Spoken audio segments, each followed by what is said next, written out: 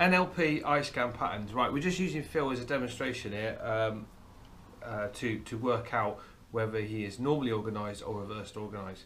So the reason why we need to learn eye scan patterns as a therapist is by using the eye scan pattern questions, we can work out which is their emotional side and which is their analytical side. And as therapists, we want to be targeting more their emotional side, especially when we're getting rapport and getting a good relationship build up with the client before we move into doing the therapy. What is eye scan patterns is basically the science behind neurolinguistic programming, where our right and our left hemisphere brains is where we access information. So our eyes actually go to a certain quadrant of our mind to access stuff from the past or to imagine stuff in the future. So we're going to ask a question like, can you remember your first house? And yeah. First thing that Phil did was he went over to his left quadrant, to his left hemisphere of his brain to recall information. That tells us that he is normally organised. So that question there, by asking from the past, his eyes have gone into the remembered part of his brain, and he's accessed the house. He accessed the house that he perhaps grew up in, or one of the houses he's lived in. The next question we're going to ask is what could you imagine the house that you'd like in the future for your family to live in? So straight away he went to his emotional side, and now he's up in his imagination, which is on his right hemisphere of his brain. So he's coming over to this side.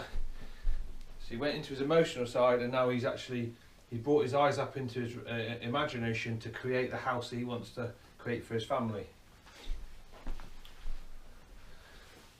The next question we're going to ask, so we can show with the auditory stuff, is can you remember a favourite song when you were a child that you loved? A song that you remember, a favourite song. So his eyes are coming over to his ears now, and he's remembering it. What was it? Just out of curiosity. That's Michael Jackson Bad. Yeah, Michael Jackson Bad. Yeah. Anyway, so Michael Jackson Bad.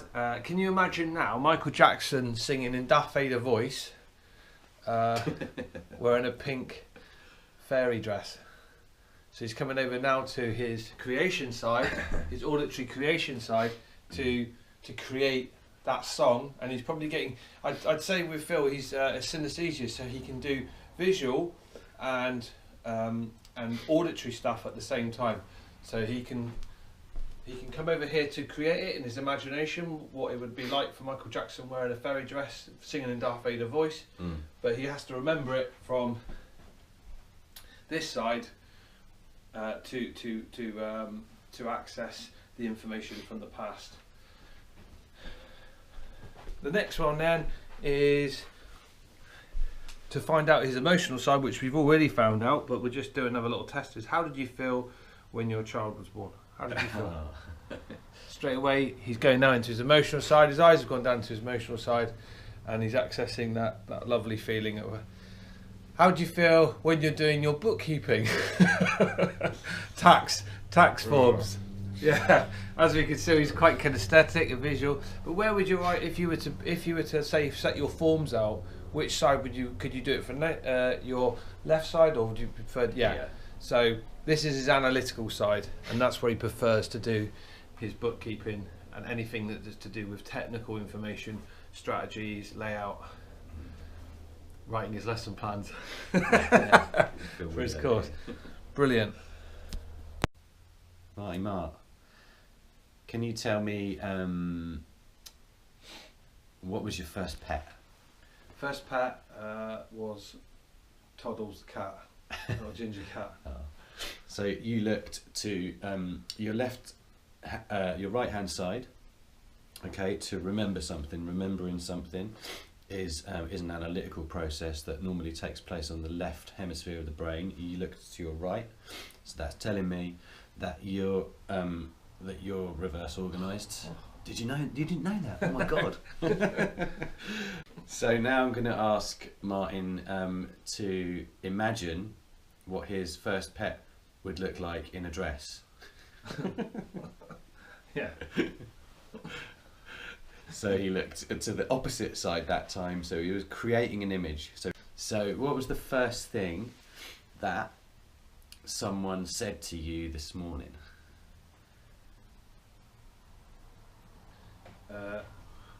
Make sure you take something to eat. So yeah, that was an auditory process, trying to remember what someone said to you. mm-hmm. You would have heard that. So Martin looked to his right hand side, and if you notice this time around he looked in the middle. So bang on. Can you imagine, can you just create like a little bit of music, like a little song, a little beat, something? You're quite musical, aren't you? Little, some drums in there, like a little groove. To the sound of "Don't forget something to eat." Yeah, cool.